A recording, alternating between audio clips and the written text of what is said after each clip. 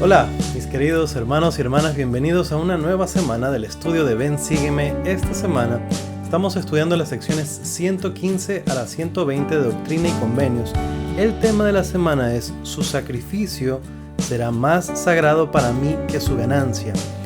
Y lo que estudiamos hoy y en lo que estudiamos en la parte 2, vamos a ver cómo se juntan los temas de los que vamos a hablar para ver las bendiciones de las que está hablando aquí el Señor. Repito, su sacrificio será más sagrado para mí que su ganancia.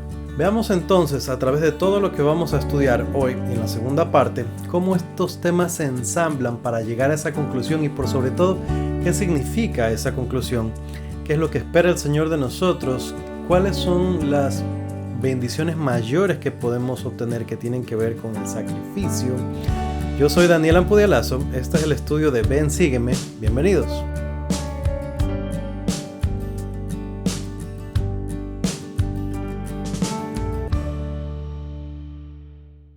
Ok, y vamos a la sección 115 y vamos a leer el encabezado. Hay algunas circunstancias y vamos a recordar lo que estuvimos aprendiendo en semanas anteriores también sobre la historia.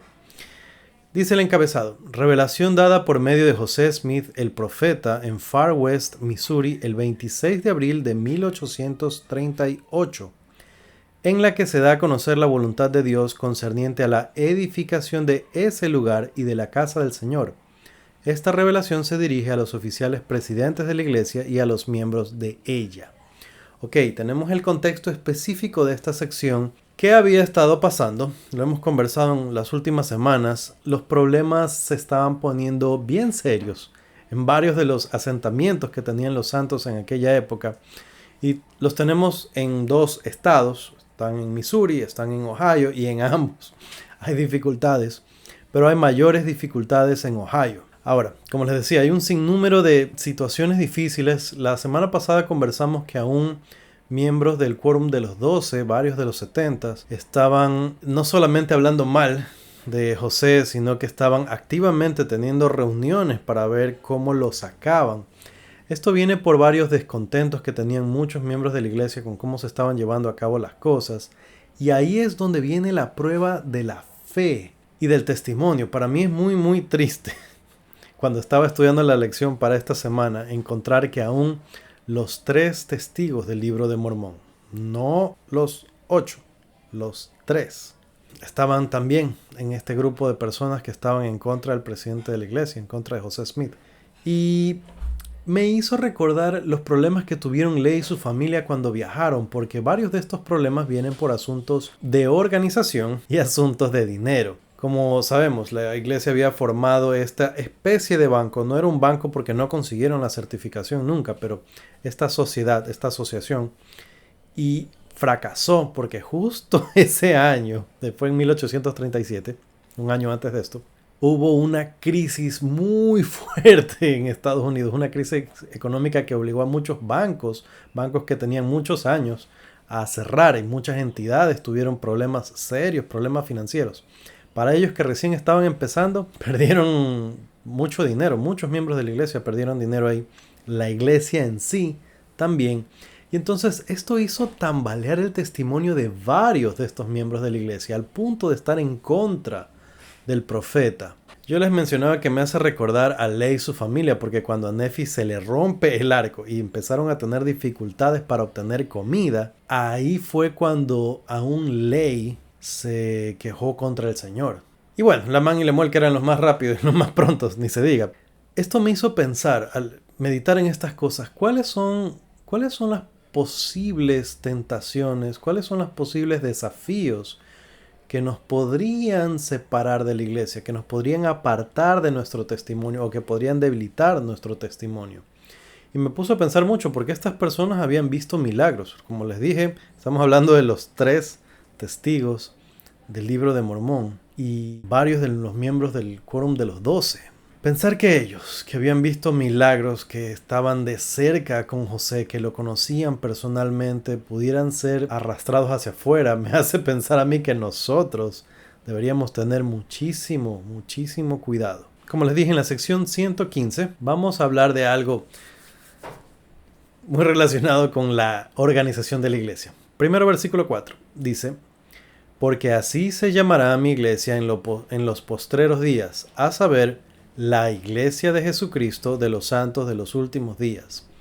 En años recientes, el presidente Nelson ha hecho particular énfasis en que ese es el nombre que el Señor le dio a su iglesia y que deberíamos esforzarnos por usar correctamente el nombre de la iglesia y por hacer particular énfasis en que ese es el nombre de la iglesia.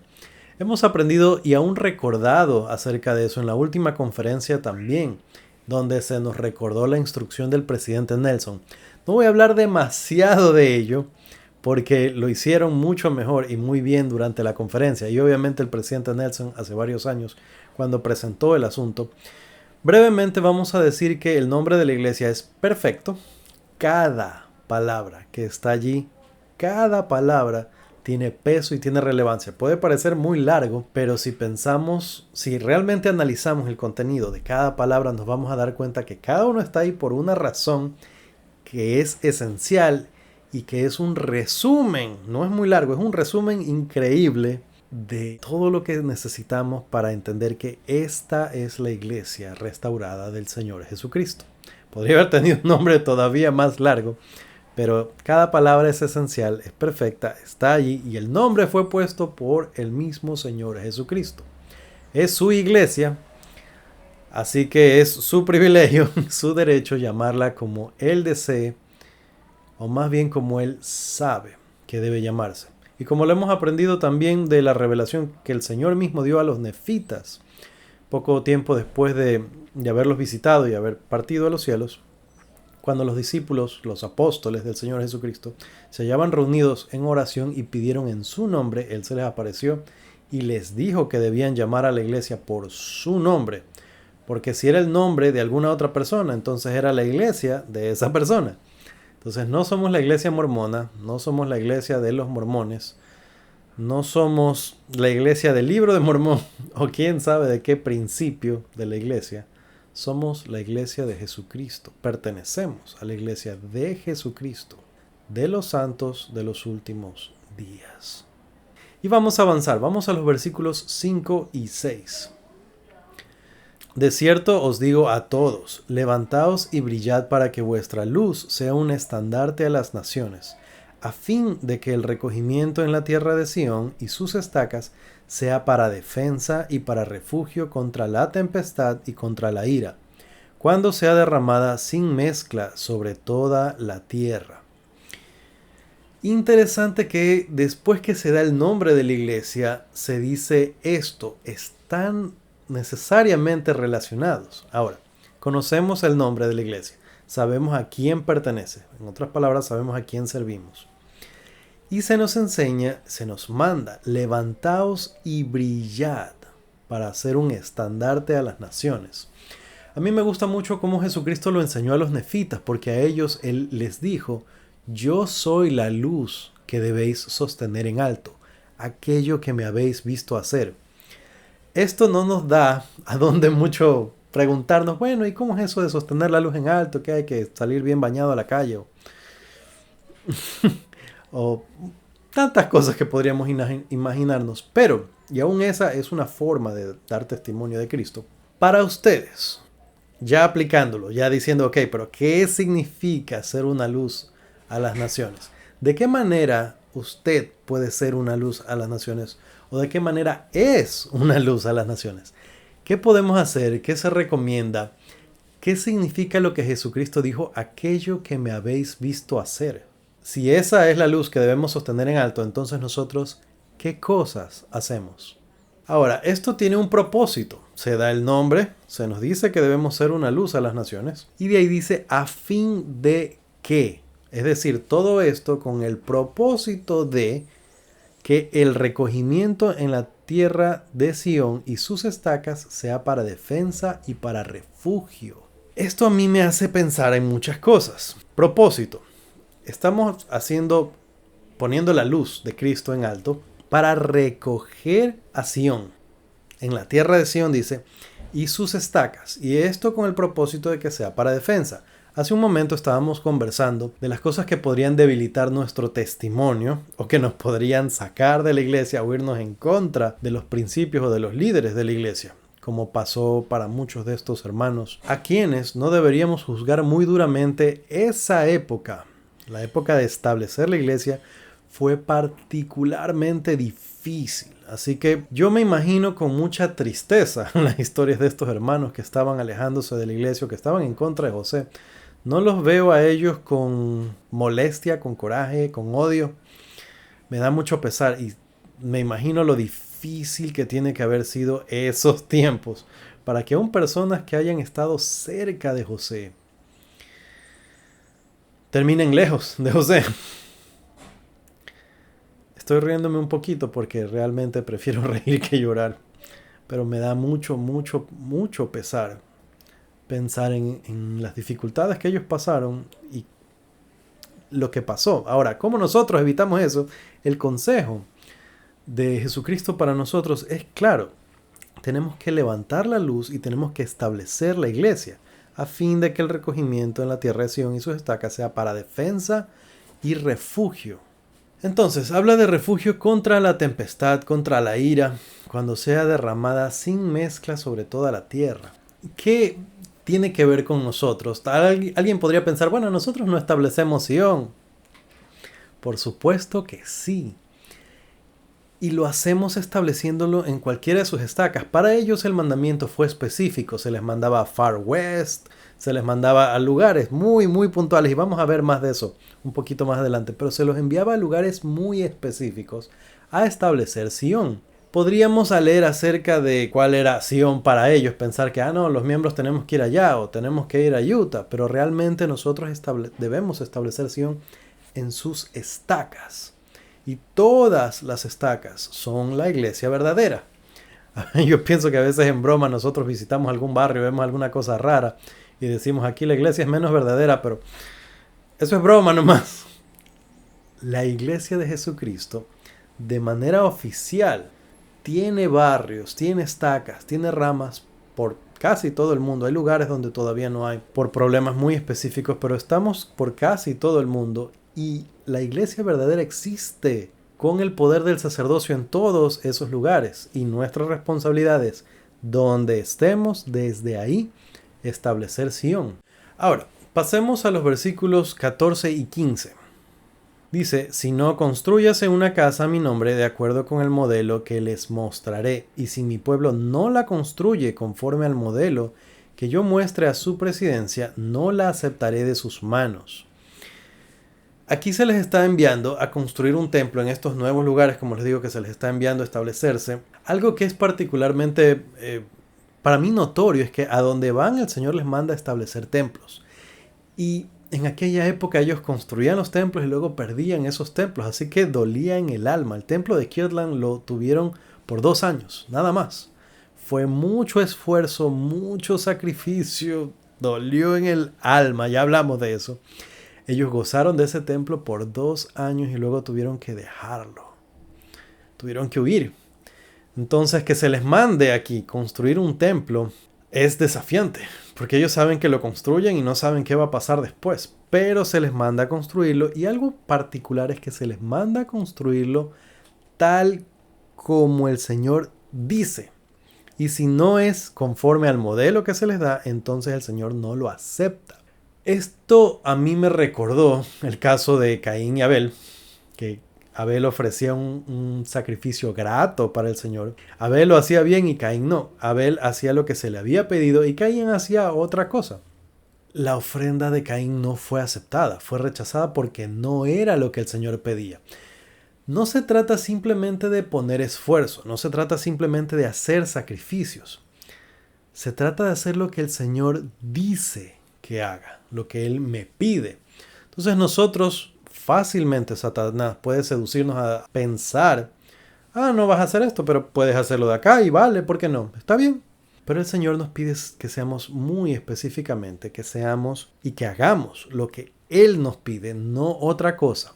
En su sabiduría, Él sabe por qué. Nosotros no, pero Él sí. Y este es el sacrificio que es aceptable para Él, lo que Él nos pide. ¿Por qué el Señor demandaba el esfuerzo y el sacrificio de construir templos sabiendo que tendrían que abandonarlos luego? ¿Por qué el Señor los pone a hacer cosas tan difíciles? ¿Por qué les dice que tienen que ser exacto como Él dice? ¿Por qué razón se los mandaba a construir y establecerse en lugares de donde el Señor sabía que los iban a perseguir y los iban a finalmente a botar? ¿Por qué estos pobres primeros miembros de la iglesia se animaban con esperanzas de que el Señor los mandaba a un lugar? Se les decía en algunos casos: esa tierra fluye leche y miel, vayan, poblen, construyan, para luego tener que dejar botado todo. Son preguntas de reflexión y que nos hacen pensar, porque en nuestra vida a veces nosotros pensamos que porque algo no sale bien, entonces no era lo que Dios quiso, o porque no me fue como yo pensaba que me iba a ir, entonces esa no era la voluntad de Dios, me equivoqué. Estudiar estas escrituras nos ayuda a entender que, número uno, la vida no es fácil, no se espera que sea fácil, no se piensa que sea fácil, no es el plan. No es la voluntad de Dios que sea fácil. Y número dos, que a veces las cosas no salgan como nosotros pensamos, no quiere decir que no era la voluntad de Dios. Y es un tema que venimos tratando asimismo por varias semanas. Podemos pensar en momentos de nuestra vida en los que hicimos el esfuerzo de cumplir con la voluntad de Dios, que sentimos algo, que llegamos a la conclusión que algo era para nuestro bien y tal vez no salió como nos lo estábamos imaginando. Eso no significa que Dios no quería. Y los primeros santos y todas las cosas que ellos tuvieron que vivir, todas las cosas que tuvieron que pasar son una prueba de ello. A veces les pasaban las cosas porque no fueron suficientemente fieles, que era una barra bien elevada y bastante difícil para establecer para ellos. Como les decía, gente que vio de cerca al profeta, que vio milagros, gente que participó en milagros, gente buena. Muchos de ellos alejados luego. Entonces nosotros, con más razón, tenemos que acatar este mandato de establecer Sion, de hacerla fuerte para nuestro bien. ¿Okay? Vamos a la sección 116 y la vamos a leer todita. Dice: el Señor da a Spring Hill el nombre de Adán Ondi Amán, porque ese lugar, dijo él, al cual vendría Adán a visitar a su pueblo, o sea, donde se sentará el anciano de días, como lo declaró Daniel el profeta. Esa es toda la sección. Ahora podemos pensar, es tan chiquita, ¿y qué dice? Bueno, las cosas que están aquí son de las que más tiempo me tomaron de estudio esta semana. Aquí hay varias cosas que ya sabía, pero que tuve que irme a estudiar para recordar y para tener otros datos. Ahora es muchísima información y realmente la gran mayoría de eso no es tan relevante para nuestro estudio, para lo que voy a compartir con ustedes hoy. Pero hay algunos tesoros sencillos, pequeños, en este versículo chiquitito. Para empezar, el Señor da el nombre a ese lugar, Spring Hill, que yo lo busqué en Google y lo encontré en el mapa. A este lugar, Adán Ondi Amán. Lo digo con reverencia porque es un título sagrado. Está en el idioma que, más o menos, en una transliteración del idioma que Dios enseñó a Adán, al cual llamamos comúnmente adámico. Y lo que estamos entendiendo es que en Missouri, creo que ya habíamos hablado un poco de eso, en Missouri, en algún lugar de Missouri está el jardín de Edén. Adán salió hacia el este del jardín y se estableció. Ahora, este lugar dice que es donde el anciano de días, o sea, Adán, se va a sentar, como lo declaró Daniel el profeta. ¿De qué profecía se está hablando? Cuando Adán llegó al final de sus días, tuvieron una reunión en la que él bendijo a su posteridad, declaró muchas profecías, entregó llaves, una linda reunión, la reunión de Adán Ondi Amán. Tenemos nosotros la profecía de que se va a efectuar una nueva reunión en ese mismo lugar, donde estarán presentes varios de los profetas, todos los profetas que tuvieron llaves de dispensaciones. Y que estos profetas van a dar un informe y entregar sus llaves a Adán. Y finalmente el anciano de días dará un informe final y una entrega de todas las llaves de las dispensaciones a Jesucristo. Entonces no es poca cosa esa reunión. Cosas que nosotros podemos mirar hacia adelante. Ahora, enseguida el corazón empieza a palpitar y uno se emociona y dice: ay, me voy a comprar un terrenito por allá entonces. No olvidemos que debemos establecer Sion en nuestras estacas.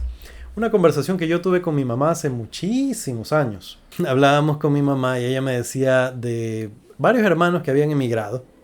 Se habían ido a otros países, mayormente Estados Unidos, en busca del sueño americano. Y esto no es una crítica a quienes viven allá o estén allá por si acaso. Creo que muchos de nosotros hemos pensado algún día ir allá buscando una mejor vida. Entonces no es una crítica. Yo tengo bastante familia por los dos lados, por allá. Y yo sostengo que allá en las tierras de Ohio fueron las tierras de los nefitas, que allá estaba el jardín de Edén. Estas son cosas ya no tanto de la doctrina del evangelio, algunas sí, de la doctrina del evangelio, como lo que hemos conversado que sale de las escrituras. Pero cosas de estudios arqueológicos, para mí allá estaban los nefitas en Ohio, en las tierras, en las planicies de Ohio. Y allá esa fue la tierra prometida para muchos. Y allá están todavía las bendiciones, estas bendiciones en las que se ha hablado de que se prospera, bendiciones dadas a los nefitas. Entonces, no es para criticar a los miembros de la iglesia que viven allá. Tengo muchos de ustedes que viven allá, de hecho. Pero mi mamá en una ocasión me hacía esta reflexión, que ella sabía de varios hermanos que aquí en nuestro país habían sido presidentes de estaca, que ahora vivían allá. Y pensaba en esta pérdida de liderazgo que se genera aquí, que nos quedamos aquí sin líder porque se van buenos hermanos. Ahora yo, como les decía, no culpo a nadie por irse. Tengo familia, muy querida familia, que viven allá y que les va mejor de lo que nos va a nosotros acá. Pero no es el hablar de que allá está la tierra prometida, de que allá vivieron los nefitas, que allá estaba el jardín de Edén, que allá está el lugar de Adán Ondiamán, que allá está, que allá se llevará a efecto la reunión esta de Adán Ondiamán. No es para que todos nosotros abandonemos nuestros lugares, nuestras estacas de Sion, y vayamos para allá a comprar nuestro terrenito para estar en esa reunión. Ni siquiera sabemos si nos van a invitar. Entonces, como les decía, no es por hablar mal de los que están allá, bien por ustedes. No es por hablar mal de los que nos quedamos por acá. Estamos haciendo el esfuerzo para establecer Sion en nuestras estacas. Donde esté usted, donde quiera que esté usted, haga fuerte esa estaca de Sion. Ahora, otros puntos interesantes es que estudiando en el manual de Doctrina y Convenios de Instituto para el alumno y también estudiando en el manual del estudio individual y familiar de Ben Sígueme, aprendemos acerca de este nombre sagrado del que estamos hablando y preferiría leerlo directamente de la información que hay en el manual de Doctrina y Convenios, como les decía. Dice Doctrina y Convenios 116.1, Adán Ondi Amán. Dice algunas explicaciones acerca de eso, acerca de dónde sale, de la información que tenemos. Y dice, el 1 de marzo de 1832, el profeta José Smith recibió una revelación en la que el Señor se declaró a sí mismo como Dios el Señor, el Santo de Sion, el cual ha establecido los cimientos de Adán Ondi Amán. Esto fue en la sección 78, lo mencionamos brevemente me parece cuando estudiamos eso. A continuación, los registros indican que en marzo de 1832 el profeta enseñó que la palabra Aumen o Amán era el nombre de Dios en idioma puro. Y esto está en Joseph Smith Papers, Revelaciones y Traducciones, tomo 1. Preferí leerlo para que no sea ambiguo, para que no piensen en la opinión del hermano o son alguna locura que leyó por ahí en algún libro. Estas son las enseñanzas de José Smith mismo. Ahora, nosotros no usamos este nombre comúnmente en la iglesia. No lo repetimos con frecuencia. Si ustedes se dan cuenta, ninguna autoridad general lo utiliza en sus discursos o en la forma de referirse. Nosotros, con profunda reverencia y respeto, mayormente nos referimos a nuestro Dios como Señor, que es un título sagrado. Lo podemos decir con reverencia. Si se dan cuenta, este es un tema que no se lo habla mucho en clases, no está ahí en todos los manuales. No es algo que se lo menciona con demasiada frecuencia, es algo sagrado. Entonces, esto es información. Para que lo sepamos, lo enseñó José Smith, es real, proviene del idioma que Adán aprendió de Dios mismo. Y en otras ocasiones lo hemos leído a Jesucristo referirse a sí mismo como Hijo Amán, que significa el Hijo de Dios. Dios no como título, sino ya utilizando su nombre. Entonces, tenemos esta revelación sagrada, la tratamos con sumo respeto. No lo decimos en cualquier momento, no lo hablamos así sueltamente. Como les dije, fíjense, las autoridades generales no lo hacen. No es que sea secreto, no es que sea algo oscuro, algo muy de decir aquí entre nosotros. Yo lo estoy diciendo esto y ustedes son a veces más de 2000 los que escuchan estos videos. Pero sí es algo sagrado. Es una verdad que es preciosa de conocer, que es linda para saber. Pero nuestras oraciones deben mantenerse sencillas. Padre Celestial. A Jesucristo lo llamamos el Hijo. Fíjense que aún el título sagrado, el hombre de santidad, es algo que no usamos con frecuencia. Y es razón para llamar al sacerdocio Melquisedec de otra manera. Si aquel título es tan sagrado, si aún decir la palabra Dios es sagrada para nosotros, de forma que no lo decimos en vano, no lo decimos así nomás, ¿cuánto más este nombre sagrado? Ok, hermanos, queridos hermanos y hermanas, hemos aprendido algunas cosas interesantes. Hemos hablado sobre esfuerzos, hemos hablado sobre sacrificios, hemos hablado sobre qué espera el Señor de nosotros. Hemos aprendido algunas cosas y faltan más por aprender. Como les dije, hay cosas que nos hacen a nosotros ser más, nuestro sacrificio más que nuestra ganancia. Y en la parte 2 vamos a aprender de un sacrificio muy interesante que nos ayuda, que no ganamos. No ganamos dinero, no ganamos posesiones, no ganamos cosas, pero nuestro sacrificio es de valor para Dios y nos va a ayudar a la larga, nos va a convertir en más. Para aprender acerca de ello, los espero en la segunda parte. Conmigo será hasta la próxima. Chao.